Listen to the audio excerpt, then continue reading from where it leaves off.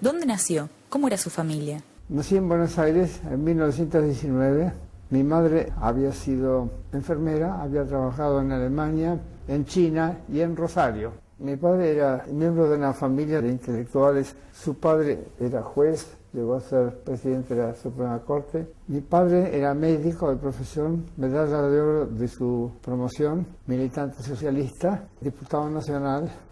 Fue el primer experto en Argentina y tal vez en América en medicina social. Fue becado por el gobierno argentino para estudiar el sistema sanitario de Alemania y de Francia. Volvió y escribió 2 gruesos tomos sobre ese asunto, siempre con la idea de montar un sistema sanitario accesible a todo el mundo.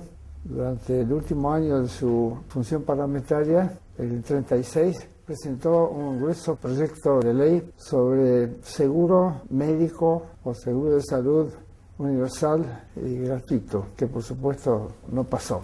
Me casé a los 20 años de edad y era padre a los 21, padre de 2 chicos, Carlos, el físico, y Mario, el matemático. De un segundo matrimonio tengo otros 2 hijos, Eric, el arquitecto, con estudio en New York, y Silvia, la psicobióloga de Berkeley.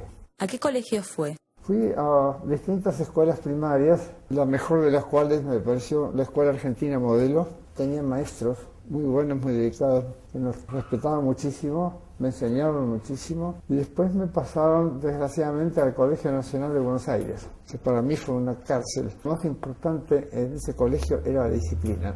No aprender, sino la disciplina. Teníamos un profesor de caligrafía que nos enseñó, el primer día de clase, que de todas las disciplinas la caligrafía era la más importante. Y yo me largué a reír y no me fue muy bien. Una de las cosas que hice fue escribir a mano revista contra los profesores. Y en la primera página puse una caricatura del profesor de caligrafía y le puse un mote además, el mono mono, les parecía un mono. Naturalmente me decomisó la revista y me encajaron una suspensión de 14 o 15 días, creo que el límite era 16 ausencias. Me amenazaron con expulsarme. Tuve un buen profesor memorable, profesor de francés y literatura francesa, que nos hizo amar la literatura francesa y que nos trataba como a personas dignas. De los demás profesores no tengo buenos recuerdos. ¿Cómo eligió la carrera? Yo a los 17 años, algo así, me entusiasmé con 2 disciplinas, la filosofía por un lado y la física por el otro. Física estudié yo por mi cuenta los libros de Sir James Jeans y Sir Arthur Eddington, eran famosos astrofísicos. Asistí durante una semana a clases en la Facultad de Filosofía y decidí no volver a la facultad, me pareció todo de un bajísimo nivel. El profesor principal era Coriolano Alberini, neo-hegeliano, era el filósofo oficial de la Italia fascista, colaborador de Mussolini en un par de artículos y ministro de Instrucción Pública y de Cultura del gobierno fascista. Entonces la Facultad de Filosofía quedó descartado. Asistí como libre, en forma clandestina, a un curso de Química General e Inorgánica en la Facultad de Ciencias, que me entusiasmó. Y finalmente le escribí una carta al doctor Teófilo Isnardi, que era el principal físico teórico en aquella época, pidiéndole consejo sobre dónde estudiar astrofísica y cosmología. Y me contestó diciéndome que había solamente un astrofísico en la Argentina, el doctor Enrique Gaviola, en el Observatorio Astronómico, pero que no había una carrera. Me sugirió que me fijara en La Plata, porque La Plata, a diferencia de Buenos Aires, tenía laboratorios de física. Entonces me inscribí en el doctorado en física en La Plata y allí empecé a estudiar, pero al mismo tiempo, por mi cuenta, seguí leyendo filosofía. Pero los estudios de física y matemática eran tan fáciles, tan poco exigentes en aquella época, que yo podía estudiar al mismo tiempo física, matemática, filosofía y dirigir la Universidad Obrera. Todo eso viviendo a 150 kilómetros de La Plata. Yo vivía en Florida, tenía que atravesar la ciudad, ir primero en tren, después en subte y después nuevamente en tren. Nuestros profesores, con pocas excepciones, tampoco sabían mucho, de modo que no podían exigir mucho. Había muy pocos libros de texto en aquella época. Teníamos que arreglarnos con libros de textos extranjeros. Yo recuerdo que mis libros estaban escritos en 5 lenguas. Y para poder aprender o reforzar mis conocimientos de las lenguas, yo al llegar a la estación de ferrocarril compraba 5 diarios. Uno en castellano, uno de los dos diarios alemanes, el diario italiano y el diario francés. Entonces, en el trayecto entre Florida y Retiro, me leía los diarios rápidamente. Eran casi las mismas noticias en distintas lenguas. Terminé la carrera de física 14 años después de haberla comenzado, pero en el ínterin, bajo la dirección de Guido Beck, publiqué varios trabajos en revistas internacionales y además tomé parte en la organización de la Asociación Física Argentina. Fui uno de los 22 fundadores. Cuando él llegó no había tal cosa. Los matemáticos sí tenían la Unión Matemática, que había sido fundada por Julio Rey Pastor, de quien tuve el privilegio de ser amigo, y la Unión Matemática publicaba una revista.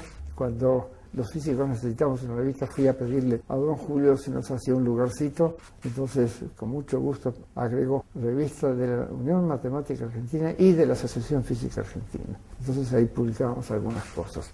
Éramos muy pocos, éramos 20. Terminó teniendo 700 socios. Tiene que haber sido el 76, algo así, cuando unos socios tomados por la locura política decidieron disolver la sociedad, porque lo que había que hacer, decían, no era ciencia, sino otra cosa, política o tecnología, no sé qué.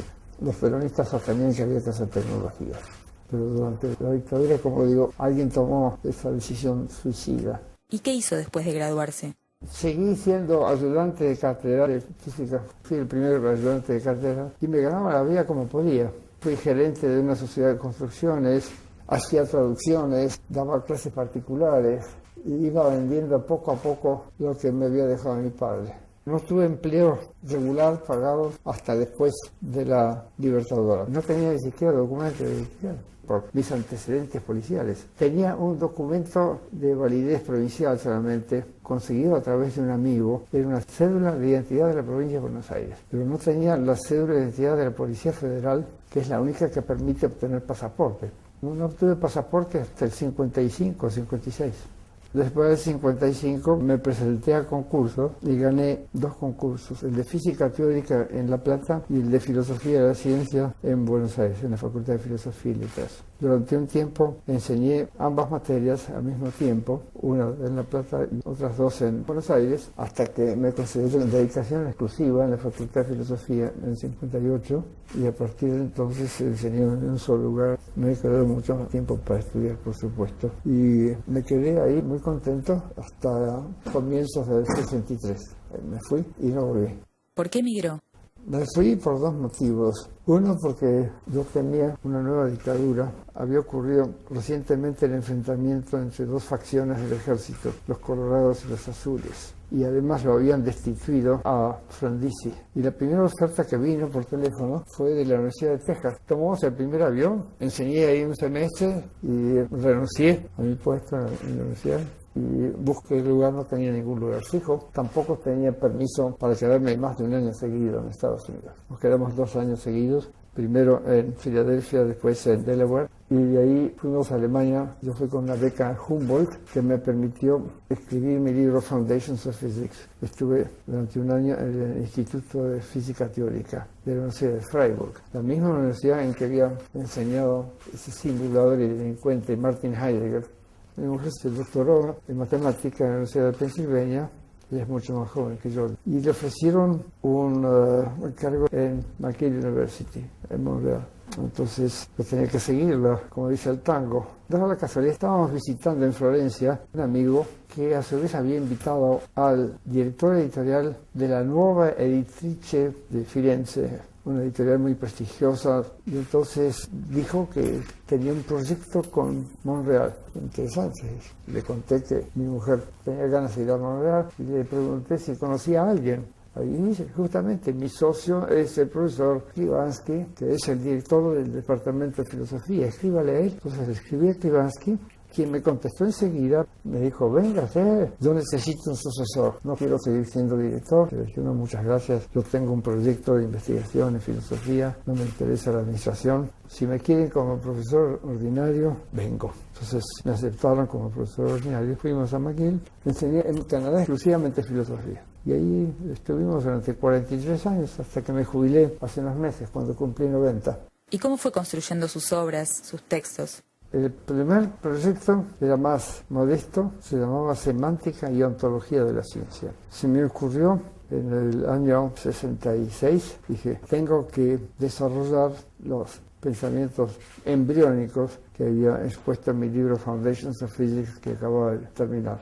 Hay conceptos semánticos muy importantes que han sido descuidados, tales como el concepto de referencia, el concepto de verdad parcial y otros, y conceptos ontológicos como el de cosa, proceso, sistema, tiempo, espacio, etc. Entonces, cuando fui a Canadá, terminé de redactar algunos artículos en filosofía de la física y me puse a dar cursos sobre semántica y ontología, y al mismo tiempo empecé a redactar mis libros sobre semántica. 5 o 6 años después, estando de vacaciones, se me ocurrió que había que ampliar eso y hacer un tratado que incluyera no solamente semántica y ontología, sino también nociología y ética. Y me puse en contacto con uno de mis editores de Holanda y aprobó en principio el proyecto, y entonces empecé a trabajarlo. Yo había calculado que podría terminar el trabajo en 7 años. No había contado con que en el ínterin iba a cambiar mis ideas sobre la ética. Había sido inicialmente utilitarista en ética. Me di cuenta que el utilitarismo no funciona y entonces me demoré. Además, había subestimado las dificultades que encontraría en construir una teoría del espacio sobre la base del concepto de cosas y de distancia entre cosas, no distancias abstractas como en matemática. Hicimos un trabajo que está siendo ahora ayornado, está siendo puesto al día por el profesor Héctor Bucetich, un físico de La Plata, que también hace ya tiempo empezó a remozar otros aspectos de mi libro Foundations of Physics. En particular, ha puesto al día mi formulación axiomática de la mecánica cuántica, porque en el interín la matemática se ha vuelto más potente y hay una cantidad de matemáticas que yo no conozco. ¿Cómo aprecia los cambios en la concepción de la especie humana a partir de las neurociencias? Se ha revolucionado, aunque no tanto como parecería a primera vista, porque el primero en enunciar la tesis de que todo lo mental es cerebral fue nada menos que Hipócrates, hace 2500 años. Para la psicología médica esa no es una novedad. La neurociencia cognitiva no es una novedad. Es la realización del sueño de Hipócrates de que todo eso se hiciera científicamente. Es una novedad para los filósofos y para los psicólogos de tipo tradicional que ignoraban el cerebro, que no se interesan por el cerebro. Pero para la psicología médica siempre estuvo sobre la buena vía, excepto que se conformaron durante siglos con las hipótesis de Hipócrates y de Galeno en particular, y nunca las pusieron a prueba, no hacían investigación. La investigación biomédica es cosa del siglo XIX, empieza con Claude Bernard, Rudolf Virchow y otros. ¿Y cómo ve el desarrollo de las neurociencias y la psicología en nuestro país? Yo solamente sé de la existencia de facultades de psicología donde no hay un solo psicólogo, donde lo que hay son psicoanalistas, gente que ignora lo que es un experimento, que ignora el cerebro, que venden guiso de liebre sin liebre. Hay 55.000 psicólogos en Argentina. Tal vez haya 5 psicólogos fuera de las facultades de psicología. En la Facultad de Ciencias, en Córdoba, se acaba de recibir el primer psicólogo biológico, doctorado en psicobiología. Son lugares aislados, pero no están dentro de la Facultad de Psicología, donde se recibe, como usted sabe, es la tercera carrera en preferencia. La gente elige Derecho en primer lugar, después Medicina y en tercer lugar Psicología. Es un escándalo. Es como, digamos, estudiar astronomía sin saber la existencia de estrellas ni de planetas.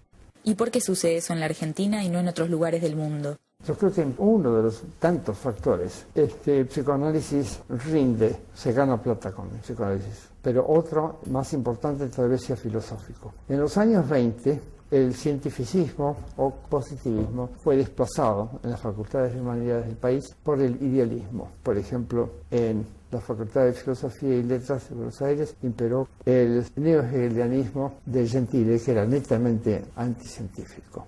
Y los profesores de filosofía se reían de las estrecheces de los positivistas. Hubo esa gran reacción contra el llamado positivismo en los años 20. Eso se reflejó en la psicología, porque la psicología se enseñaba en la Facultad de Filosofía o de Humanidades, en lugar de enseñarse en la Facultad de Ciencias. En el año 61 yo propuse a las autoridades de la Facultad de Ciencias la iniciación de un programa de psicología científica, pero trayendo por lo menos un par de psicólogos. Y por supuesto que mi proyecto fue rechazado. ¿Qué consecuencias cree que trae eso a nuestro país, ese modo de ejercer la psicología? Hay consecuencias de dos tipos. Uno para los individuos afectados de trastornos mentales, que por supuesto no son curados, pueden ser consolados pero no curados por los psicoanalistas, y en algunos casos gravísimos, por ejemplo depresión, si la depresión no se trata a tiempo y eficazmente, con píldoras y terapias cognitivas puede muy bien ocurrir que el enfermo se suicide. Pero hay un efecto cultural que es el envenenamiento de toda una cultura, la vuelta al pensamiento mítico, la manía de hacer afirmaciones incontrastables o no puestas a prueba todavía, al dogmatismo en una palabra, porque lo dijo Freud, porque lo dijo Lacan. Entonces se estudian no temas, no problemas, se estudian autores, lo mismo que en la Edad Media. Vamos a estudiar a Aristóteles, vamos a estudiar a San Agustín. Es el retroceso cultural masivo. Los psicoanalistas forman parte de ese movimiento. Desde luego ha sido acompañado por el llamado postmodernismo, pero todos los postmodernos son favorables al psicoanálisis, así como son desfavorables a la filosofía analítica, a la filosofía procientífica. ¿Por qué cree que cada vez que viene al país van a ver los cientos de estudiantes de ciencias y muchos menos de humanidades? Y bueno, justamente porque yo soy procientífico y les hablo en el lenguaje que ellos entienden sobre problemas que les interesa. Por ejemplo, un problema de interpretación de la mecánica cuántica o de la relación entre la ciencia y la filosofía, entre la ciencia y la técnica. En cambio, yo no tengo nada que decirles a alguien que crea en Hegel o en Nietzsche. Todo lo que van a oír de mí son críticas. Y a la gente no le gusta que digan que son macaneadores o que repiten frases que no tienen ningún sentido, haciendo creer que las entienden. Por ejemplo, el otro día, hablando con una sobrina nieta mía, me repetía frases de Heidegger que ella no entendía. Por ejemplo, el ser es ello mismo, y ello en mayúscula. ¿Y qué significa eso? Nada, pero ahí está la cosa. Se trata de armar frases que choquen y que al inocente le parezcan muy profundas. A una persona así no tengo nada que decirle. Una persona que estudia 5 años esas macanas y uno le dice, mire, usted ha perdido 5 años de su vida. ¿Qué le recomendaría a un joven que quiere estudiar psicología? Que aquí estudie toda la neuroanatomía, toda la neurofisiología que pueda, aquí. Y después pida una beca para especializarse en neurociencia cognitiva, que vaya a estudiar con mi hija, o que vaya a Stanford, o a Harvard, o a algún otro lugar. Hay muchos lugares en Estados Unidos. Y ahora se está abriendo también en Alemania. ¿Y qué le recomendaría a un joven que quiere estudiar filosofía? Que primero limpie su cerebro de toda la basura acumulada y lo discipline, que estudie matemática, que estudie física o química, lo que fuere. Y después se ponga a reflexionar en los problemas filosóficos que suscitan esas mismas disciplinas. Por ejemplo, acá nunca, jamás, ningún profesor de filosofía estudió filosofía de matemática. ¿Qué son los números? ¿Qué son los objetos matemáticos? Es un problema muy interesante y creo que las respuestas tradicionales son falsas. ¿Qué propondría usted para que haya una psicología científica en la Argentina? Lo primero es eliminar el principal obstáculo, cerrar las facultades de psicología. No se las puede reformar, porque para reformar habría que empezar por despedir a todos sus profesores. Cerrarlas porque no cumplen su cometido, no están enseñando psicología. Segundo, hacer simultáneamente esto, invitar a 2 o 3 o 4 o 5 o 10 psicólogos auténticos a que vengan a la Argentina a enseñar durante unos meses y al mismo tiempo enviar becarios hacia allá. Ir procediendo en todo lo demás muy de a poco, es decir, hay que esperar 20 años para que se constituya una masa crítica suficiente como para que haya en el país investigación. En neurociencia cognitiva hay que instalar laboratorios, hay que entrenar a la gente a que aprenda electrofisiología, a que aprenda a manejar el aparato de resonancia magnética. ¿Cree que el conocimiento produce belleza y felicidad? Sí, lo único que a mí me hace feliz, aparte del contacto con parientes y amigos, es aprender algo nuevo. Por eso que estoy todos los días buscando cosas nuevas en la literatura, en las revistas científicas. Uno se siente feliz cuando descubre un problema y cuando cree haberlo resuelto. Y se siente muy desgraciado cuando se da cuenta que no lo resolvió.